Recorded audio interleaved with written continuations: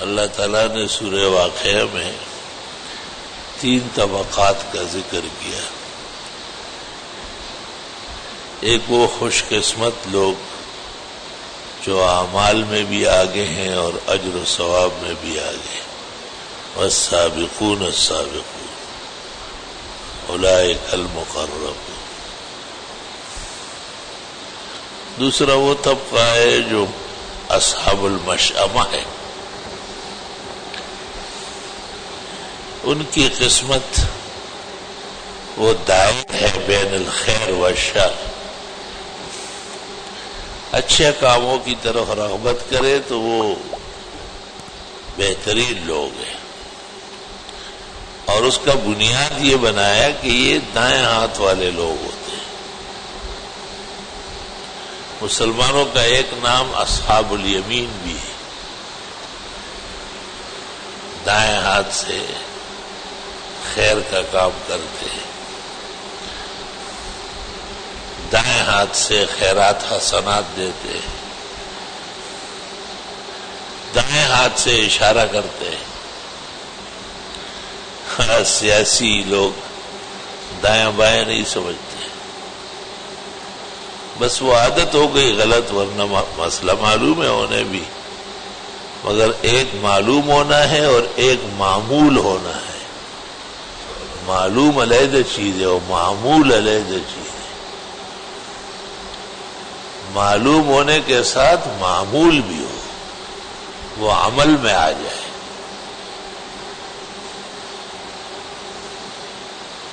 اتنا بڑا اہم مسئلہ ہے کہ دائیں اور بائیں کا اتنا فرق کیا جاتا ہے کہ ابو بکر بائیں طرف تھے تو آپ نے کہا یہ مستحق نہیں ہے، یہ بائیں طرف بیٹھا ہوا، اور دائیں طرف والے کو کہا کہ حق آپ کا ہے. اس نے کہا میں کسی کو بھی اپنے اوپر ترجیح نہیں دوں. یہ دائیں بائیں کا فرق جب سے مٹ گیا ہے، مسلمان تنزل کے شکار ہو گئے. ان کے کاموں سے خیر و برکت نکل گئی، اور ان کو ہر کام ہنسی مذاق لگتا ہے. بہترین مسئلہ ہوگا، بنیادی مسئلہ کتاب کا ہوگا، عین قرآن کی آیات کا ہوگا، اس کو پھر بھی ہنسی آتی ہے. اس نے اپنے ہنسی اور مذاق سے ہر چیز کو بے قیمت کر دیا.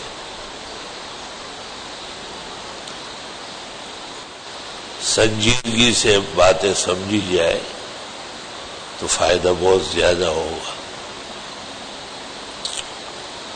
ترمذی شریف میں ام المومنین حضرت عائشہ فرماتی ہے کہ آپ کا بائیں ہاتھ تو بس بول و براز اور اس قسم کے جو امور ہے اس کے لیے ہوتا تھا، باقی تمام کام جو خیر و خوبی کے ہیں وہ آپ دائیں ہاتھ سے انجام دیتے تھے.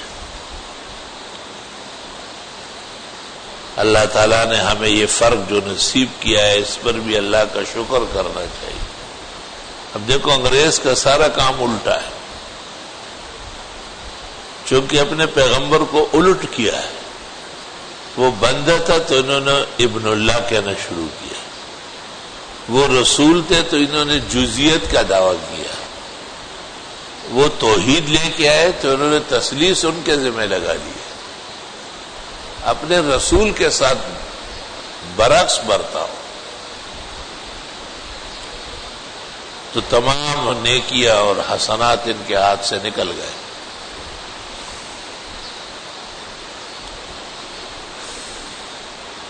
طالب علم کو کتاب دائیں ہاتھ میں لینا ہے. ملا علی قاری رحمت اللہ علیہ نے مرقات شرح مشکات میں ایک جگہ رونا رویا ہے کہ میں نے ایک طالب کو دیکھا کہ کتاب بائیں ہاتھ میں اور جوتا دائیں ہاتھ میں اٹھایا ہوا، بہت غم اور بہت ماتم کیا ہوا کہ یہ مسائل اتنے نظروں سے غائب ہو گئے. اتنا بھی خیال نہیں کہ یہ دینی کتاب ہے اور اس کا احترام و تقدس فرض ہے. علم تو اللہ دے دیتا ہے جب آدمی گھر سے نکلتا ہے، استادوں کے سامنے بیٹھتا ہے. اصل مسئلہ تربیت کا ہے کہ یہ تربیت یافتہ ہو، اس کی اٹھک بیٹھک، اس کی نشست و برخاست.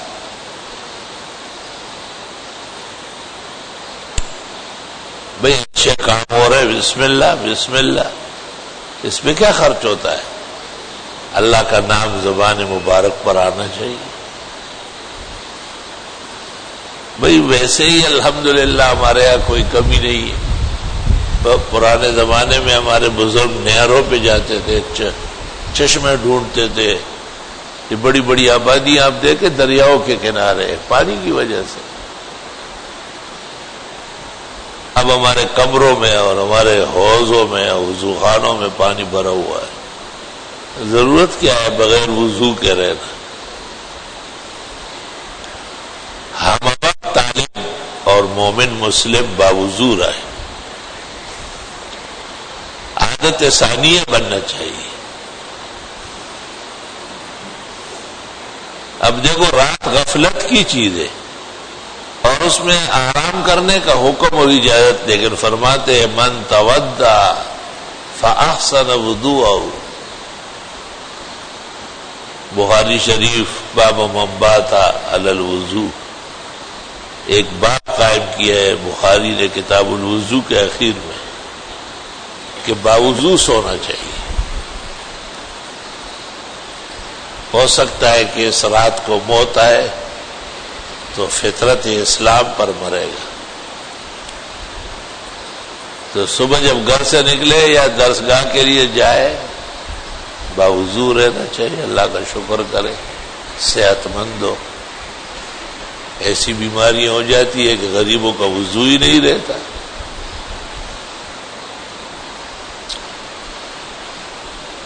وہ خاتون نے جو پیغمبر سے پوچھا کہ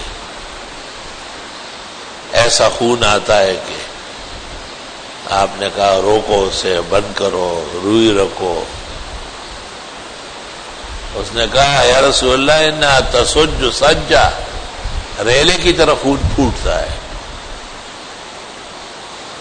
آپ نے کہا پھر میں تمہیں دو باتیں بتاتا ہوں، یا تو ہر نماز کے لیے غسل کرو، وضو کرو، یا دو دو نمازوں کے لیے وضو اور غسل، جو تمہیں آسان ہو وہ کر لو. اس کو مستحاضہ دائمیہ کہتے ہیں محدثین. ہم وقت خون جاری رہتا ہے تو ایسی بیماریاں بھی لگ جاتی ہیں. قسم قسم کے ریاحی تکلیفیں لوگوں کو ہوتی ہے. طہارت کے لیے تڑپتے رہتے ہیں اور نصیب نہیں ہوتی. وہ اجازت دی گئی ہے کہ آپ اسی حال میں نماز پڑھے ہو جائے گی. معذوری دائمی کی نماز اسی حال میں ہوتی ہے، لیکن بہرحال وضو ہے تو نہیں، اس کے ساتھ رعایت کی گئی. اللہ تعالی کا خاص فضل احسان، صحت، تندرستی، سلامتی، دائیں اور بائیں کا فرق، کتاب میں اور جوتے میں فرق. علماء دین کہتے ہیں تیپائی جس پر آپ کتاب رکھتے ہیں وہ بھی محترم ہے، اس کو پھلانگنا منع ہے. کتاب کا موتن ہے، محل ہے، کتاب کی وجہ سے اس کی عزت ہے.